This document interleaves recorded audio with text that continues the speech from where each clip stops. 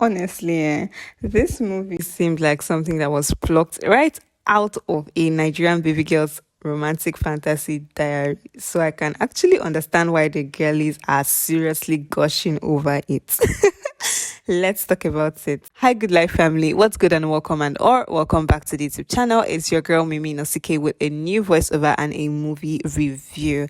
I'm guessing from the title of this video, you already know that I am reviewing the popular movie Love in Every Word, currently showing on OMONI Oboli TV here on YouTube. So if you've seen the movie, you already know the vibe. Please, let's get talking in the comment section, right? Let me know how you felt about the movie.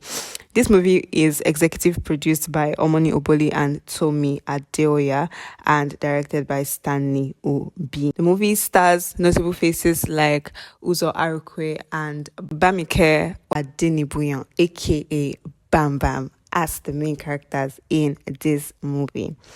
At the beginning scene of this movie, we meet Chioma, who is having an altercation with her super yuppie boyfriend, who we find out has blown a huge amount of money she had given him to invest in some kind of business. And we get to find out that this isn't his first time, and that is practically what he does for a living, blow Chioma's money. And not just that, we also get to find out that this isn't her first experience with this type of men.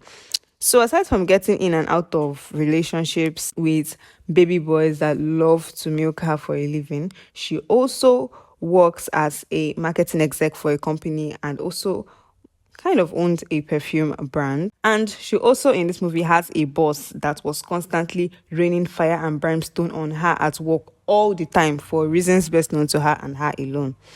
Then we're taking on a journey of how Chioma happened to meet her Odogu money spender, aka Chief Odogu Eze Obiora Chukura of Chukura Groups. Come on. Odogu hits her with the typical rich Igbo man line of I am going to marry you when they get talking after meeting at her sister's church now marriage in Anambra. Odogu is a very wealthy man in this movie. We don't know what exactly he does for a living, but all we know is that money na water, and he's also a very principled, intentional young gentleman. From there, Odogu begins to blow millions of naira on her unprovoked, and sparks begin to fly. Also, we thought until Chioma hits us with the banger that Odogu is not her spec. Eh? And why, Biko Auntie, if we may ask? His accent. Is he Guinea? There's the way he talks, it's very gothic. Then what is now your spec? Yopi boys that love to blow your money for a living. Okay, if you say so.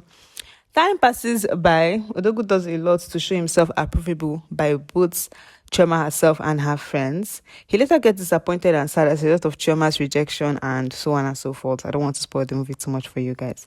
We later get to find out that Chioma's rejection of her ODG in this movie wasn't just about the accent that she claimed about initially. It was deeply rooted in some childhood and early life trauma, and Odogu kind of gave her PTSD. And there's a little bit of more drama around Odogu confronting Chioma's boss, Chioma's lawyer friend helping her to get all her money back from her leech boyfriend, Chioma quitting her job to focus on her business, and all of the other good stuff.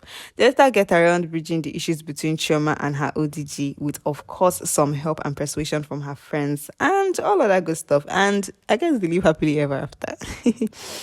Overall, I would liken this movie to a bad habit. You just love to indulge, and even though you know that there are things wrong with it, you just want to indulge. I say this because there's a whole lot of unrealistic things happening here in this movie, from the flamboyance of Chioma's lifestyle, evident from the kind of house she was living in comfortably. I would really love to know the exact cost of rent of such a place in a year, just to understand better, because Nollywood movies love to paint a picture of flamboyant lifestyle for average women like it's nothing. Don't even get me started on the scene where Odogu waited all day for Chioma at work and was somehow simultaneously at his place cooking up a storm and setting up a whole reception, a whole romantic reception for the both of them. Like how? How were you waiting at her place of work from morning till evening, and all of a sudden you arrive at your place and there is a whole feast set up for the both of you to have a romantic dinner, and he said he didn't pay anybody to do all of this, he did it by himself? Okay, well, if people say so. It's a movie, so everything doesn't have to make sense. I really wish they had given us a small idea of what Obera was actually doing for a living, because the way he was blowing money like trumpets in this movie, it was sweet though, but it was actually questionable. But then I guess we can say it's Anambra money, Abby. I generally love the ensemble chemistry between all the actors in this film. Love the camaraderie between Bam Bam and the other actresses that play the roles of her friends in this film. I love the romantic chemistry and overall flow of energy between Uzor, Arukwe and Bam Bam. I love that the energy was flowing smoothly between them and no one was holding back. And then as for individual performances by the actors, I love Uzor Arukwe's acting in this movie and pretty much all of his movies, if I'm to be honest. Uzor Arukwe, in my opinion, is the final boss when it comes to versatility and show of undiluted talent as far as Nollywood male actors in his level are concerned. He did such a wonderful job in this film. I can't even lie. I love how well Bam Bam plays the soft, sweet girl role. I like how the words from her scripts easily glide off her tongue so naturally. Like, you would actually think that she's saying all of these things from her mind. I think she did really commendably good in this movie, actually. And for my final take on this movie, I would say that I found the movie to be very enjoyable, but somehow shallow and really cheesy.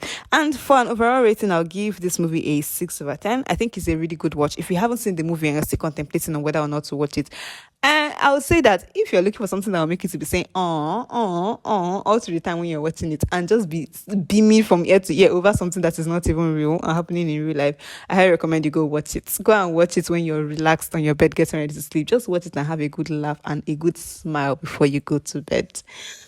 I'm glad that we've come to the end of this particular video, this particular movie review. Thank you so very much for watching. Thank you so very much for stopping by. If you enjoyed this particular movie review, do want to give this video a big thumbs up.